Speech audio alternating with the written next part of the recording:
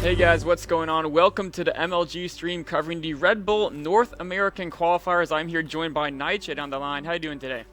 Awesome. How are you, man? I'm doing excellent. Nothing better to do on a Saturday night besides watch some RedBull. Of course, those of you guys out there watching online, there's another great tournament going on. WCS Season 3 Finals. Open up two browsers. Go ahead and check them both out. There's some amazing matches going on there between the best Koreans in the world. But if you want to see some of the best Americans in the world play as well, you can kind of flip between the streams, of course. This tournament, I mean, the player list is pretty insane. I know we've got Huck in here, we've got QXC, Masan, Pultz in here, Neebs in here, Ghost Users in here. Every single player from the North American scene, with the exception of Vibe and I think Scarlet, who already qualified in the first two RedBull qualifiers, is pretty much in this tournament because it's a big deal. I mean, if you win, you get a free trip to LA and then potentially a free trip to New York, plus a bunch of prize money up for grabs. It's a pretty cool tournament. Yeah, it is actually really, really big, and the who's who in the zoo of StarCraft is playing in it. Like you said, we've got literally everybody in all the major teams. And then we have a lot of really, well, I would say they're no names, they're small names. They're not. They're the furthest thing from it. Yeah. But we have guys like Hello Kitty, we have Nathanius, we have Quantix Fog. We have, there is a shopping list of top tier North American StarCraft 2 players. So I think we're pretty privileged with this, especially with WCS going on right now. I'm sure there's a lot of guys who wanted to attend that. But that being said, at the same time, we have a massive, massive bracket today with really, in my opinion, the top tier of North American StarCraft. Yeah, I mean, what's pretty insane is we're starting out at a round of 128, and there's already there's like Mario against Drunken Boy in round of 128. Now, some of these may be no-shows, but even if, that's a no-show, in round of 64, it's like QXC versus the winner of that. I mean, there's the talent is actually insane enough that even in these rounds where you'd think, oh, it's just the first round or two, I should just get an easy win if you're a pro gamer walking in. It's not really that way. I think there's probably about, I would say, 30 to 40 Grandmaster players on this lineup. Of course, most of those are lesser-known Grandmasters, but you still have about 20 of the pro players from the Americas here. So it's definitely going to be some great games, especially as you get down to like the round of 32. There's going to be nothing but great games at that point. Yeah, it's kind of the situation where with online tournaments such as this, we're waiting on a couple of things to go on. We're waiting on people to register, to get logged in. We're waiting on, of course, these brackets. We want to definitely jump in on that Drunken Boy game if that's able to be done. But the big thing about this is an opportunity for a lot of players to really advance their StarCraft 2 careers. And so with that, I mean, we have to be a little bit understanding and wait for these guys to jump on in and kind of log in and get it started. Unlike a regular live tournament where everybody shows up the day before or the morning of and then registers in person, so everybody knows where each other is sitting. In this case, we're waiting on people to log on, maybe with having internet problems, whatever the case may be. So once that gets done, I'm sure we'll be jumping into a game in just a moment. Yeah, it's, the one thing about the online tournaments is there's a lot of people sign up and then they're like, oh, I want to go watch WCS instead. I'm just a lowly Grandmaster. My odds probably aren't too great. And then they end up not showing. But there are a lot of great players who have shown up and they're just waiting to match up against each other. And I think the first match we're going to get is going to be QXC against Mario. I think Drunken Boy is going to be a no-show. We'll have to, I think he gets another about 2 minutes or so. So as soon as that happens, we're going to just jump into the Mario against QXC match. And if Drunken Boy does show up, we're going to jump right into Drunken Boy against Mario. And then, of course, continue with the great games from that point on. And that'll be a really interesting match, actually. QXC is a very experienced and accomplished StarCraft player. He's been around for quite some time, obviously playing for Complexity.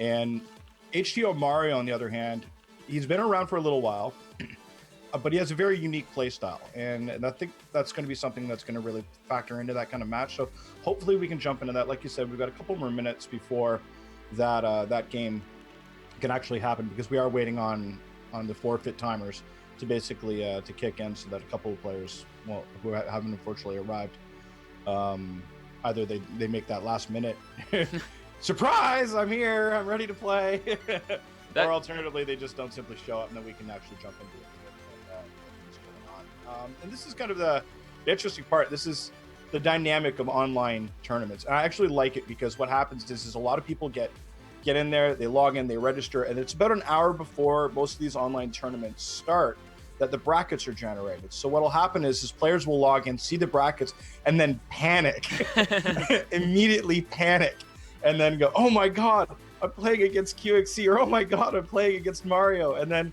or oh my God, I'm playing against Puck, and immediately go straight to YouTube and start looking over all of the brackets, looking over the videos, looking over VODs, the recent playstyles, trying to figure a way to try and, I guess you could say, metagame the metagame. And it's great fun because it gives you that bit of a bracket. But like you said, there's always that other side of the coin where you have that group of people who say maybe diamond, high level diamond, or even Masters League players that are maybe bracketed up against somebody who's a grandmaster, and they're intimidated by that. And the reality is players shouldn't be.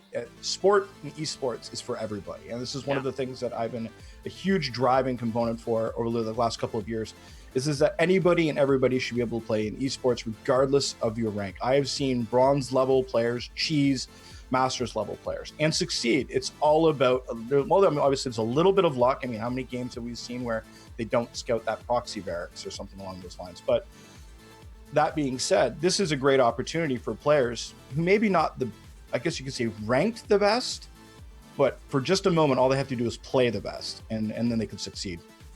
That's right. I mean, it's whoever's best on an individual game, right? If the favorite always won, why even have the tournament? Why not just say, oh, the guy who's #1 seed, let's just push him to the finals, give him the prize money and the crown.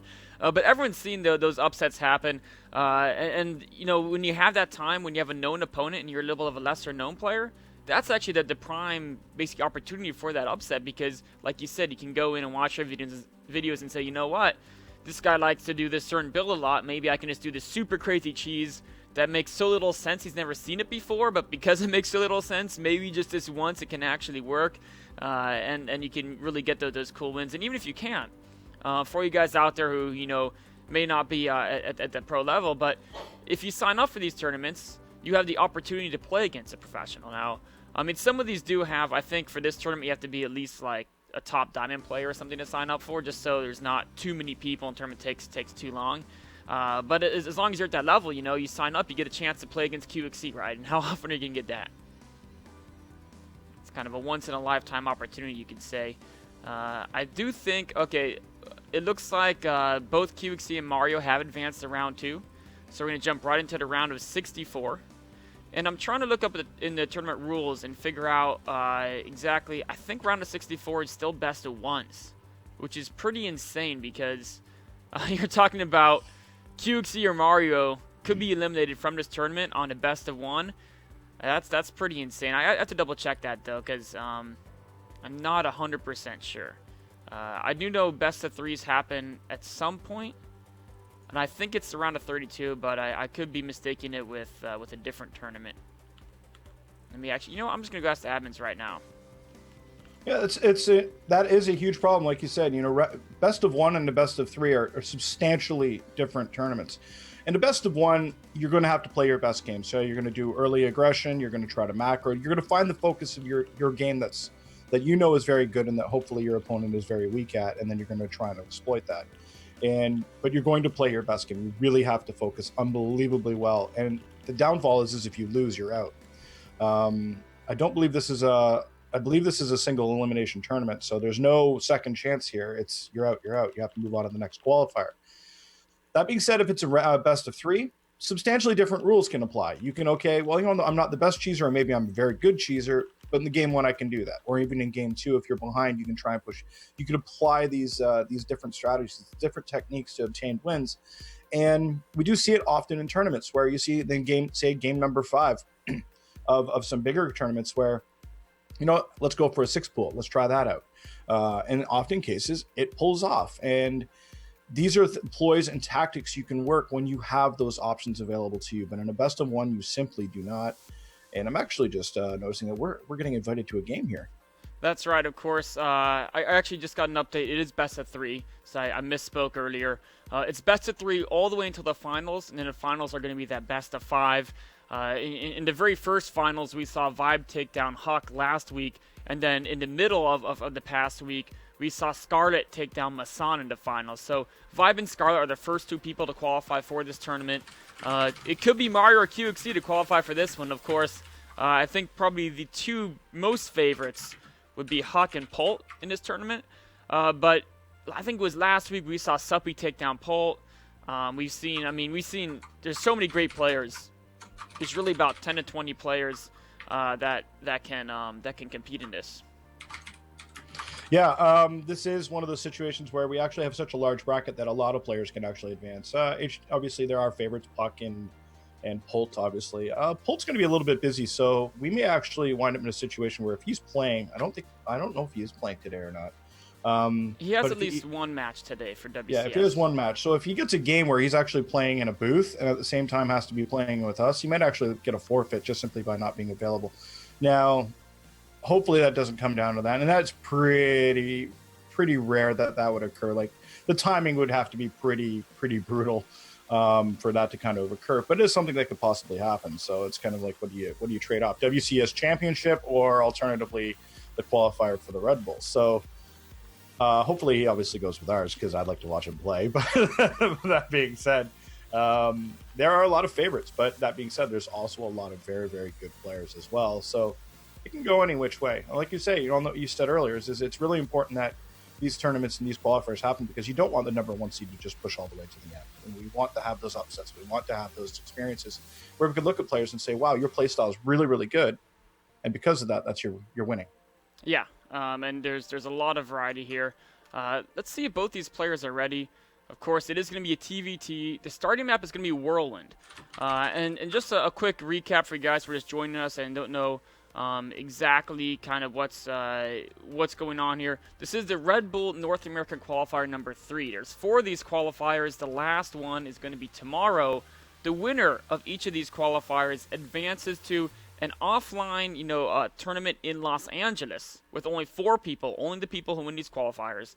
That tournament is going to have $1,600 in prizes, and whoever wins that tournament gets that free all expenses paid trip to New York City, Red Bull, which is, I think, November 23rd or so. So if you win this, you basically get, you're guaranteed at least a couple $100 in prizes, if not more, plus the chance to get that all expenses paid trip over to New York City for, the big show, you could say, the giant Red Bull premier event, which is actually going to be, if you think about it, let's say you go into a DreamHack tournament and you're just one of 120 people there. Your odds of winning prizes aren't that amazing. But in Red Bull, it's only going to be an 8-person tournament. So if you're there, you have, 1 or 2 good matches, all of a sudden you could be getting $5,000, $10,000 very easily. So it's definitely, it's a much better tournament to qualify into, just because once you've made it that far, you're already almost to that grand prize. Yeah, this is kind of one of those things where this is going to be a huge stepping stone. It'll launch right in the right direction that you need for your career. And I think we're actually just jumping into the first game right now. Yep, exactly. So here we are on Whirlwind, the round of 64, a best of 3 between QXC and Mario. In the upper left-hand location of Whirlwind, we have the purple Terran, QXC. And of course, his opponent down in the bottom right-hand corner in the green trunks, of course, representing team Love Your Girlfriend. Ladies and gentlemen, it is HTOMario. Now, Mario's an interesting character. I've actually watched a lot of his replays. I've casted a number of his games. He's a very interesting, he's an interesting fellow, to say the least. He's developed quite a comprehensive guide, actually, with regards to Terran and Mac. And with him working on that down, and he can actually be quite an quite a proponent with regards to TVT. Now, the problem with TVT is obviously there's a bit of a problem with Mac because of the mobility of Bio versus Mac. It can hinder him, but it can help him as well. Mech is really, really strong, so tanks, along with Hellbats, can work quite well against large numbers of Marines. But the problem is that Marine tank does have a tendency of shutting down. Worse yet is drop tactics work exceedingly well against them. So that being said, we're going to just take a quick look here at his play. Just taking a quick look. He's, of course, going barracks with a refinery. I wouldn't expect a Reaper out of here in the very near future. And taking a look up in the top left-hand corner, we do take a look, and QXC's doing the same thing. Literally no difference there. So It's probably going to be Reaper scouts from both of them. Obviously, we do see that, of course, SCVs are out scouting right now as well. And I think you should check your keyboard, because I think your page up or page down is stuck. Okay, it could just be trying to follow, sometimes the following view thing is messed up. I think we're okay. It's all good. I think we're okay on this end. Of course, sometimes when you try to follow viewpoints in StarCraft, it's a little bug, but what we do have here is we have Mario actually going straight for that relatively fast factory. And of course, QXC went for that Reaper opening, so he's going to have a little more scouting, getting a second Reaper as well.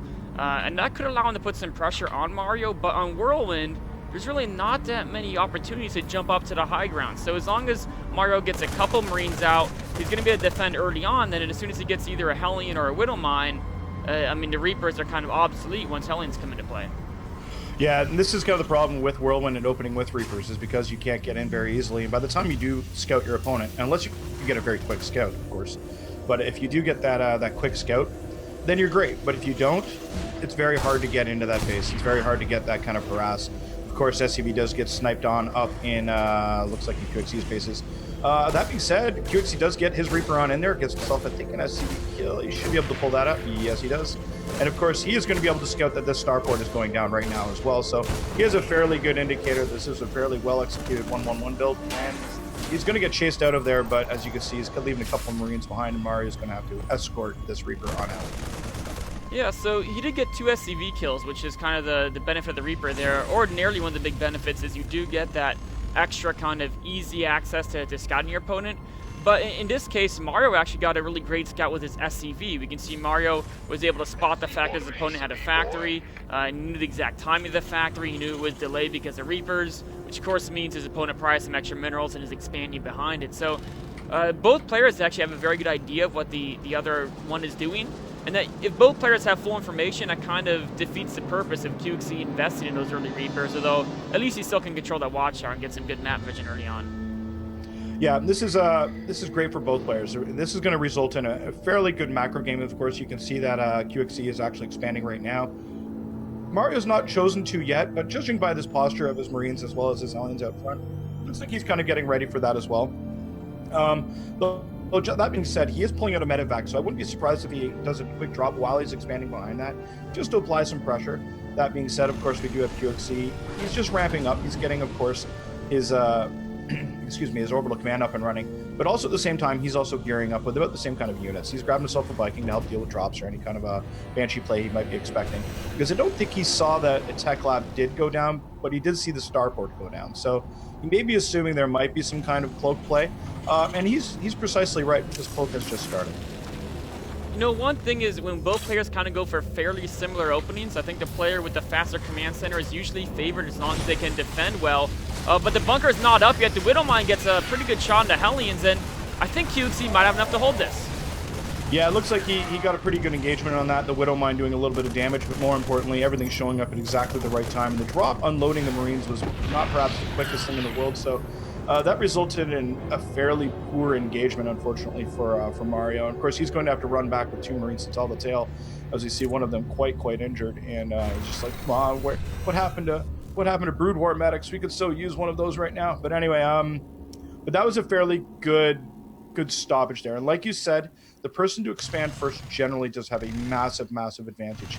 The biggest one right off the get-go is obviously, and it doesn't take much of a rocket science to look at it, but it's all about economy. And with more economy, you can create more units. And unless the harass is so good and that initial engagement that really sets back your opponent and that expansion, like for example, if you show up and you kill 20 SCVs, then you're doing great.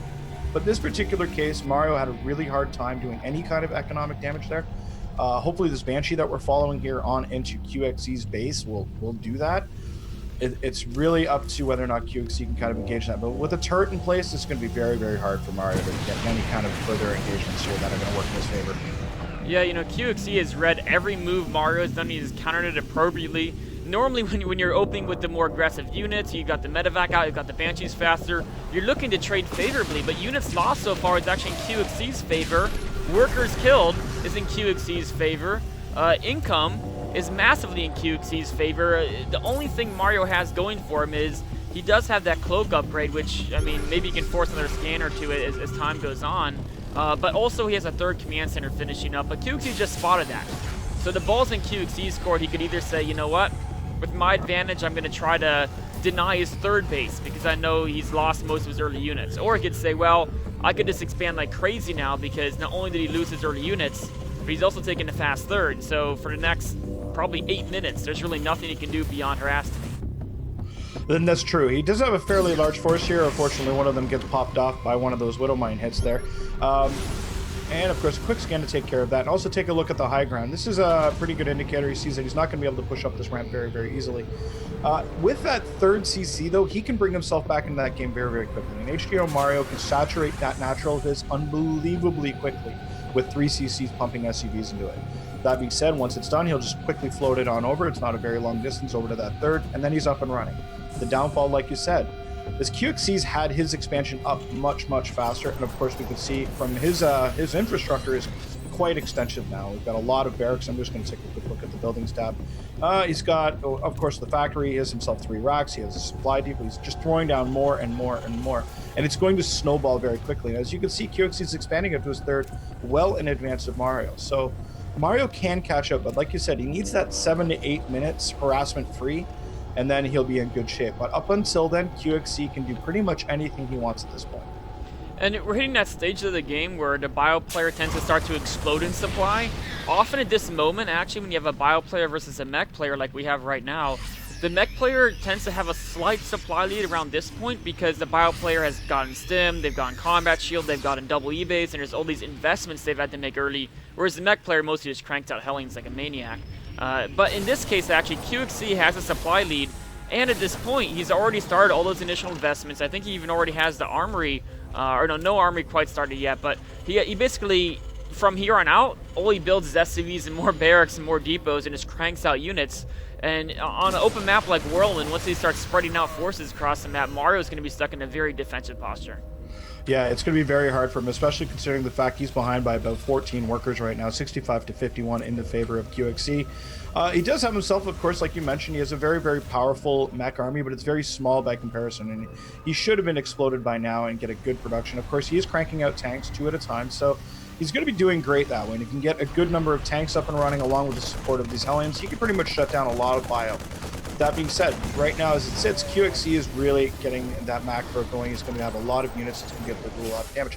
But that being said, sensor tower is going down as well here for Mario. That's going to give him that a little bit of a, I guess you could say that sixth sense, that additional awareness he needs to be able to stop any kind of drop play. That's actually really good positioning on that part. So that will help him buy some time in case drops do come in. Speaking of drops, there is one headed in right now to take care of that. And this is going to slow things down quite a bit here for Mario. Now he has to be worried about drops. Okay, maybe not on the left side, but certainly on the right side. And that's, of course, QXC's goal, is to just keep Mario as scared as possible while he macros up a giant force. And anytime you can pick off a sensor turret, not only are you denying the vision and making them scared for a bit, but it's also about 100 gas if they want to rebuild that. And those are very important units on a map as big as Whirlwind. With a composition like Mech, where it takes you a little while to move around the map, that heads-up warning is super important. You can see how quickly Mario rebuilt that sensor tower. Yeah, and like you said, that 100 gas is actually huge because that's one less tank. That's one less drop medevac. That's actually that's one less upgrade. That gas is so crucial at this particular point in the game where you're literally 15 minutes in and every drop of gas counts. And you can see, look at the bottom of the screen, you can see that the minerals and the gas are so low that if they do a production cycle, they'll eat that up in just a fraction of a second. So like you said, having that vision, very, very important, but also at the same time, you don't want to lose him. So right now he is, and like you said, QXC playing the mind games, he's got these forces just scattered everywhere, and Mario is just panicking back and forth, trying to take care of these little units that are scurrying in and just keeping on top of all these little pokes and prods. And meanwhile, at the same time, QXC amassing a very, very large force in the center of the map. We can see that Mario he's got a very, very solid defense. He has tons of missile turrets defending potential drop routes, and of course the frontal attack, he's got a nice siege tank line there. So right at this moment, QXC can't really do too much on the aggression point, but if you look at this, QXC is building 3 command centers and 3 starports, so he doesn't really need to be aggressive. As long as Mario stays on 3 bases, QXC is going to be happy, but here he's actually coming up for an attack. Yep, huge engagement here. Siege tanks are going down in the back line, shelling in the long range distance on those Hellions. Hellions getting absolutely obliterated. Marauders up front going to town. Meanwhile, the point defense drone is just going to work, shutting down all the fire. And it's just insanity. Multiple fronts getting hit all at the same time. QXC hit the front door as well. There's not much left, but it's enough, and it's doing a substantial amount of damage. Workers have been pulled completely out of the natural, and they are running for their lives. Meanwhile, this fourth, it looks like the fourth command center is going to get canceled. The natural is going to get picked up and moved, and it is turning tail and running. Banshee is continuing to work away, the sole defender in the third. Meanwhile, this force of QXC moving up the ramp, a quick pickup to try and save them a little bit, and then he's going to drop them all over that siege tank and going to be an absolute wrecking crew. Workers have been pulled here and there to try and help keep everything repaired. It is going to get mopped up, but oh my gosh, QXC did so much damage. Yeah, the infrastructure damage was insane. I mean, units lost is roughly even, but remember, QXC has so much economy. He can replace his units lightning fast, and look how quickly he did so. Another force hitting the third base. This time the Banshee won't be able to defend it all on its own as the giant Bioforce comes in and forces a GG out of Mario. A very convincing game won by QXC. Oh, absolutely. That was an absolute doozy. And that was just a case of just positioning, posture, and time. If you sit back and you wait, you build up that big force, and then you hit all at once. And the beauty of that is that QXC, for the most part, was never once in that entire game, save for right at the beginning, worried. He didn't have to worry about anything. He just sat back and macroed and took care of it. Meanwhile, at the same time, you look at Mario, he's probably sitting there, he's looking back and forth, he's looking everywhere, staying on top of his macro. That taxes his mental faculties and being able to multitask back and forth that many times. Whereas QXC is just like, okay, I'm going to keep an eye on my mini map, make sure he doesn't move out, and then I'm just going to continue to macro like a boss. And that's exactly what you see is this huge Bioforce showing up multiple points, doing a lot of damage. You know what was interesting there is it showed another side to QXC, because typically when you think about QXC games is that he's always in his opponent's face, and he either does a lot of damage with his harass, or sometimes it backfires a bit, and then he falls a little bit behind as the game goes on. But in this game, you know, I think he really reacted to the situation where Mario put on so much aggression early. QXC just defended it so solidly, he had a big lead, and then he's like, from this lead, I'll just contain them, get an insane macro, and then coordinate a really welly, basically tactically planned assault with multiple fronts. And even if, you know, Mario held that attack a little more convincingly, as long as QXC is able to hold him to 3 bases, he had such a good backup plan. He had 4 starports in the end, ready to do, you know, mass battle cruisers. He had, I think, something like 6 or 7 orbitals at the end of that game. His economy was pretty insane. Yeah, cattle bruisers are a pretty good transition. If you find that, for example, if he showed up and fell completely flat on his face with the bio army, let's say tanks are sieged, and there's just this huge line of death waiting to occur, and he loses everything, battle cruisers are a great transition because, well, tanks don't shoot up. He didn't have a whole lot of anti-air. Hellbats and Hellions don't shoot into the sky, so you basically steamroll them from the air. And QXC really, to be perfectly honest, he positioned himself very well early game. He was able to shut down that early harass and then followed it right on up. So he was looking really well. We've got to get into game number 2, though, for this best of 3, do we not? That is correct. I think they're deciding the map right now. We're going to take a really quick break. We'll be right back with game 2 in just a minute.